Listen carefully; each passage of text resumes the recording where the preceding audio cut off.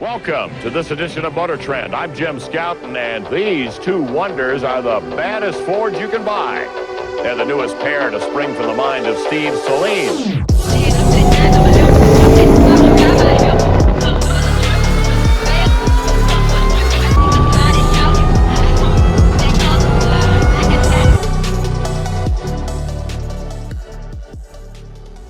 What's going on, guys? Bradley here, and today I've got a super exciting video for y'all. Just got something really cool here in this box, and we're gonna go ahead and open it up and show you what I got. Let's see what we got inside here. That packing stuff out of the way. Got that open. Uh-oh. Wait a minute. This says Torque Tech on it. I wonder what that could mean. Empty box here. And here is the Holy Grail. Man, this is a heavy unit. Uh-oh. What's Bradley gotten himself into this time? Is that what I think it is? Indeed it is. Let me unwrap this thing and I'll show you what we got. Well, my friends, as you can see, we've got a little upgrade for the Supercharger here.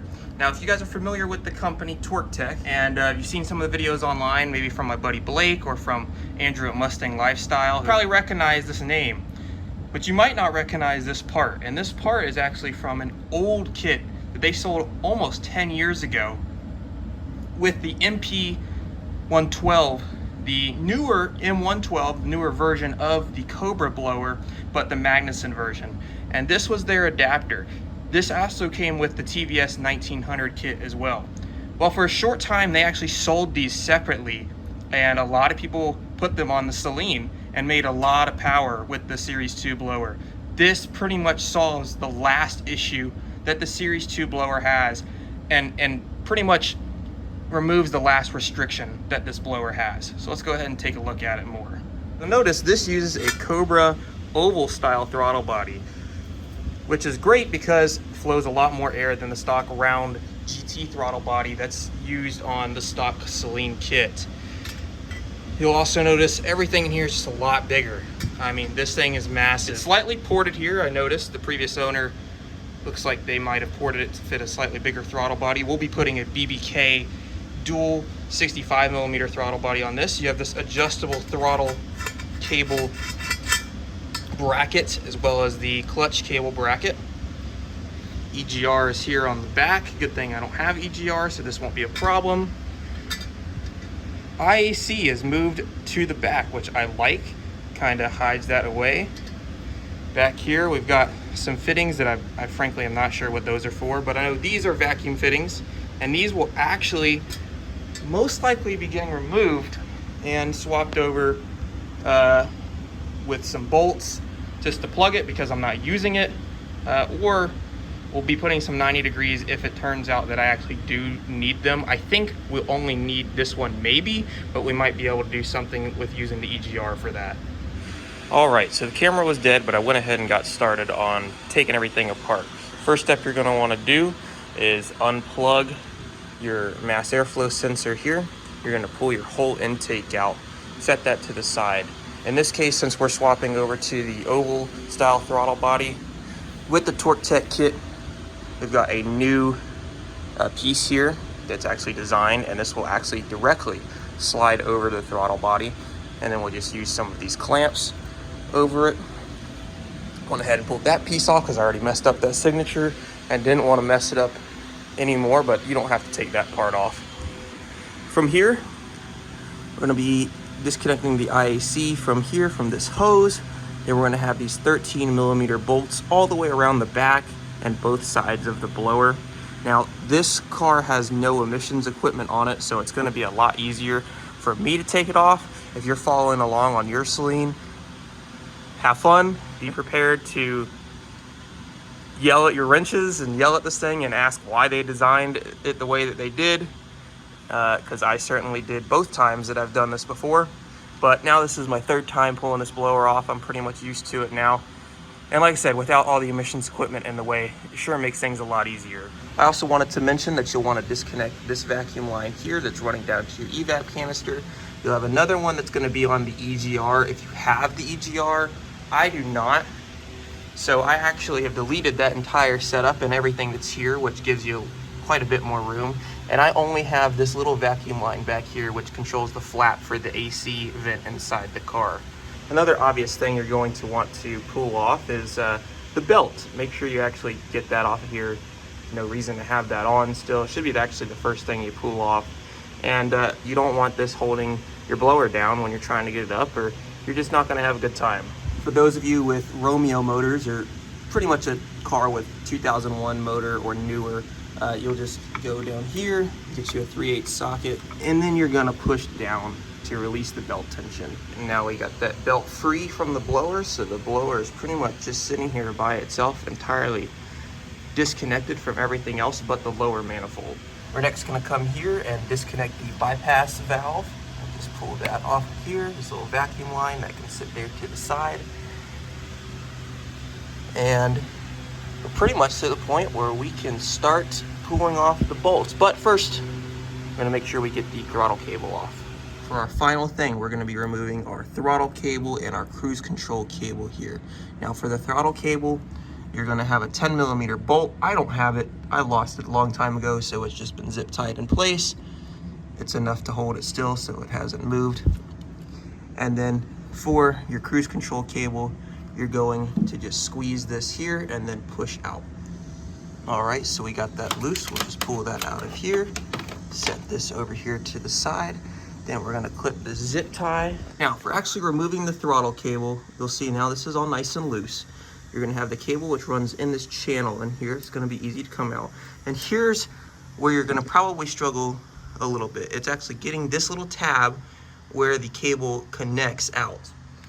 You can pretty much just use a flathead screwdriver. You might have to use some persuasion with the hammer to get it to come out. Very lightly though, and it should come out. And then you'll be free of this and you can move your throttle cable aside or wherever. I'm gonna set it actually over there on that side of the motor. And we're ready to actually start pulling the blower off. Our cable is now free, so we'll go ahead and pull that through. Put the little tab through, and we'll set that over here for right now. So, next step is going to be pulling these bolts out.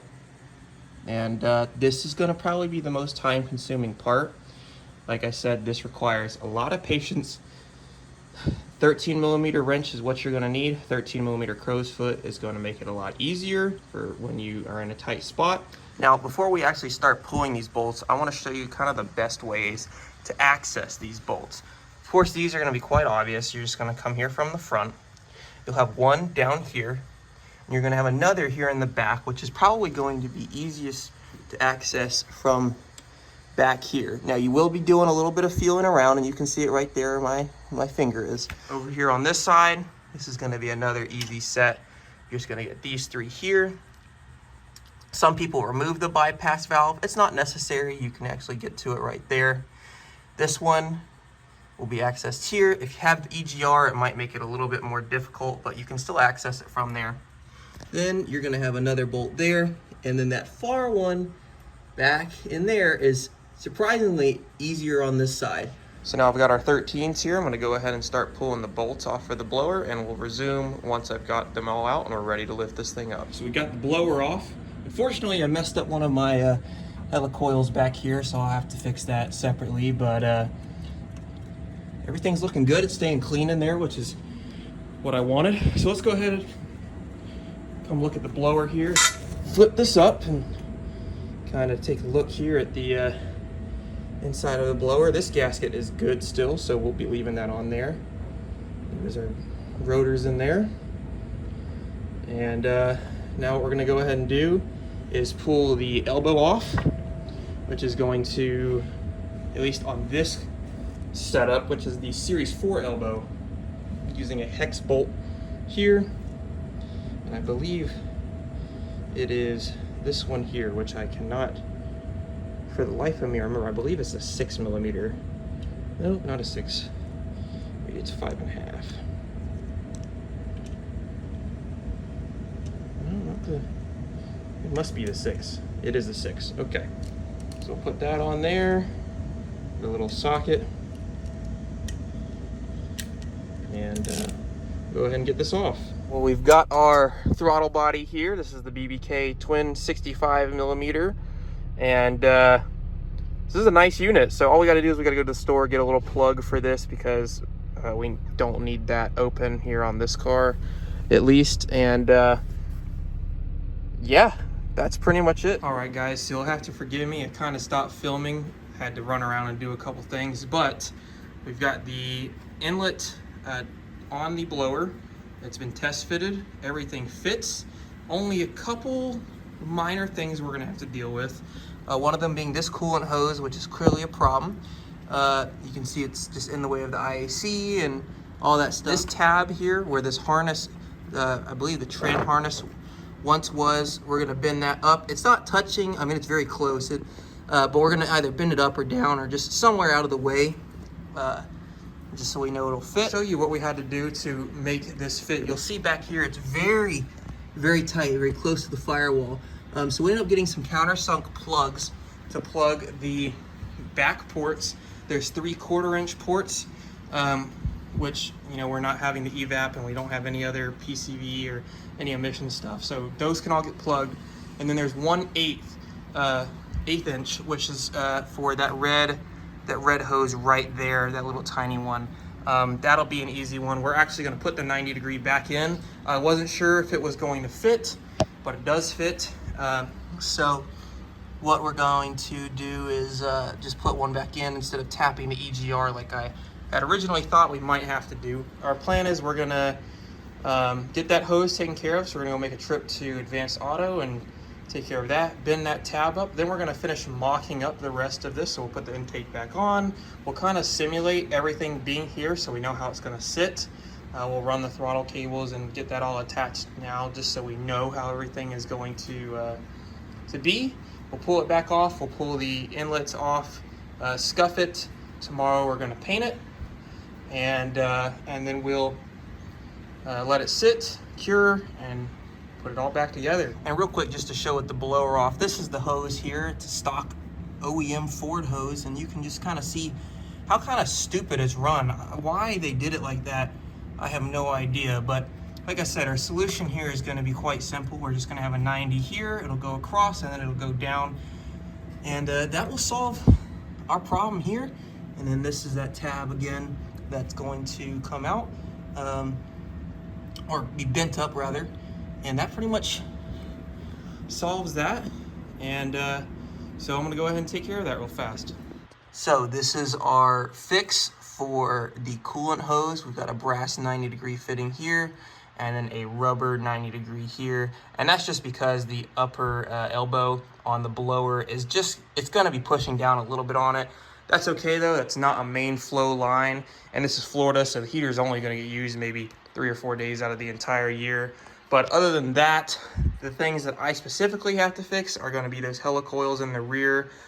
2 of them are kind of jacked up, and I really don't want to have any issues with those. So we're gonna just try and fix them up the right way, unlike I did about 2 years ago. And hopefully we won't have any issues with that. They kind of got messed up when we were pulling the blower off. So real quick to show you the countersunk plugs. These are the 3 1/4-inch plugs here. There's pretty much no way you can install this inlet on this blower with the little stems here for the vacuum lines. It's pretty much impossible. The only way that you're going to be able to do any of this is if you cut the firewall and put 90 degrees, and that's just a bunch of bull crap. It's not worth doing it. And you know, being that this car has no emissions equipment, I opted to do the non-cutting method, which is just plugging these. And the only one that will be coming back out is this one, which is the 1/8 inch. We're going to put a 90-degree on this, as I mentioned earlier, just to control that little vacuum line that controls the flap for the AC vent inside the cabin. But this is pretty much ready to go. So this is just going to come back apart, get scuffed, get painted, and in the next video, we'll show pretty much the whole reassembly. So in the next video, we'll actually be covering the rest of prepping this, painting it, and getting it installed finally. And then of course, the big reveal of starting the car and seeing what she does. So thank you guys so much for watching, and stay tuned for the next one.